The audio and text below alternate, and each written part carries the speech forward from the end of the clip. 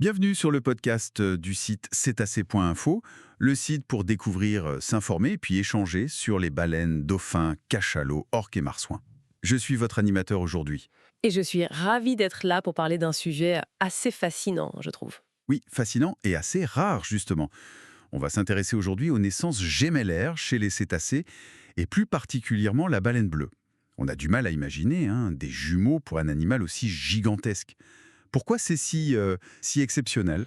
La raison principale, elle est physiologique. C'est une question d'énergie, en fait.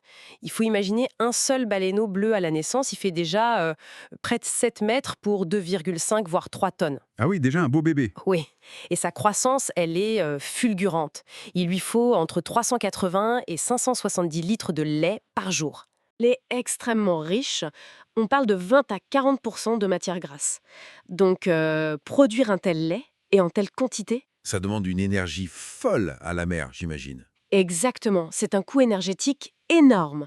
Pour un seul petit, c'est déjà une vraie prouesse. Alors pour deux, la dépense devient quasiment prohibitive, c'est difficilement soutenable. Donc la nature a fait son choix, en quelque sorte. Oui, on peut dire ça. La sélection naturelle a vraiment favorisé la naissance unique. D'accord. Et ça s'inscrit comment dans le cycle de reproduction normal de la baleine bleue? Ça façonne tout le cycle en fait. Déjà, la maturité sexuelle, elle est tardive, entre 5 et 15 ans. Ensuite, la gestation, c'est long, 10 à 12 mois. Mhm. Et surtout, après une naissance, la femelle, elle va attendre 2 ou 3 ans avant de se reproduire à nouveau. Ah oui, 2 ou 3 ans? Pourquoi cet intervalle? C'est indispensable pour qu'elle puisse reconstituer ses réserves. La gestation et puis l'allaitement qui dure quand même 7 à 9 mois, ça l'épuise énormément. Je vois, c'est logique. Mais malgré cette difficulté, cette équation énergétique quasi impossible, est-ce qu'on a quand même observé des cas de jumeaux, des preuves? Oui, oui, même si c'est vraiment très rare. On a retrouvé par exemple des fœtus jumeaux à l'époque de la chasse baleinière.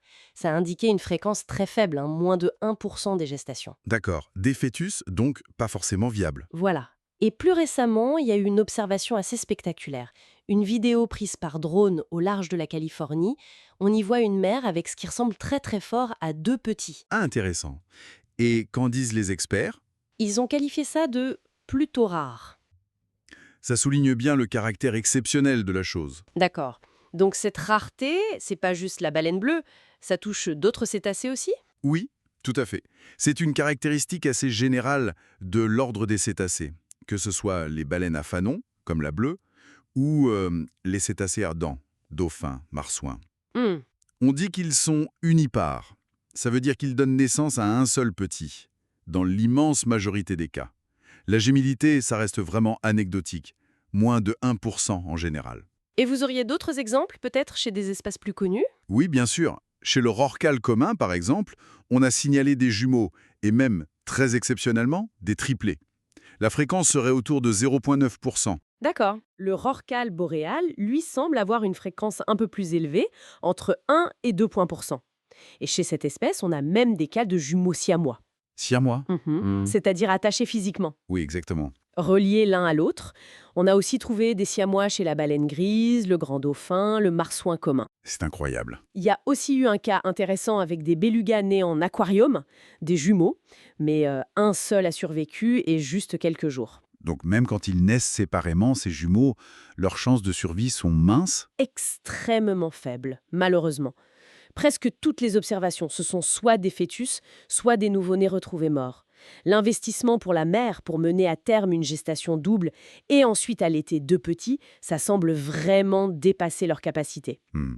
Le cas des bélugas de l'aquarium Shed, c'est quasiment le seul exemple où il y a eu une survie, même si elle a été très courte. D'accord. Alors, quelles sont les conséquences de tout ça? Surtout pour une espèce comme la baleine bleue, qui est déjà en difficulté.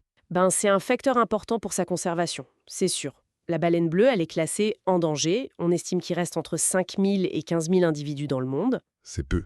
C'est très peu, oui. Et son taux de reproduction naturelle est déjà très lent. Un petit tous les 2 ou 3 ans, le fait que les naissances multiples viables soient quasi impossibles, ça veut dire que la population ne peut augmenter que grâce à ces naissances uniques. Ça rend la récupération très lente, j'imagine. Exactement. Ça rend l'espèce très vulnérable aux menaces et le rétablissement des populations, c'est un processus très long, très difficile. L'uniparité, c'est une bonne stratégie en temps normal, mais ça limite fortement la capacité de l'espèce à rebondir après une crise. Bon, si on devait résumer un peu tout ça, en gros, les jumeaux chez les cétacés, c'est possible, mais rarissime. Oui, principalement à cause du coût énergétique énorme pour la mer. On en a vu des cas chez plusieurs espèces, parfois même des siamois, mais la survie est quasi nulle. C'est ça. La norme, c'est vraiment un seul petit à la fois. Et ça, cette stratégie de l'uniparité, c'est fondamental pour comprendre les défis de conservation, surtout pour la baleine bleue. Tout à fait, c'est un élément clé à prendre en compte. Et ça amène à se demander, cette stratégie, si efficace par le passé, est-ce qu'elle ne pourrait pas devenir une fragilité supplémentaire dans un océan qui change si vite? C'est une question qui reste ouverte. Merci beaucoup pour cet éclairage passionnant. Merci à vous.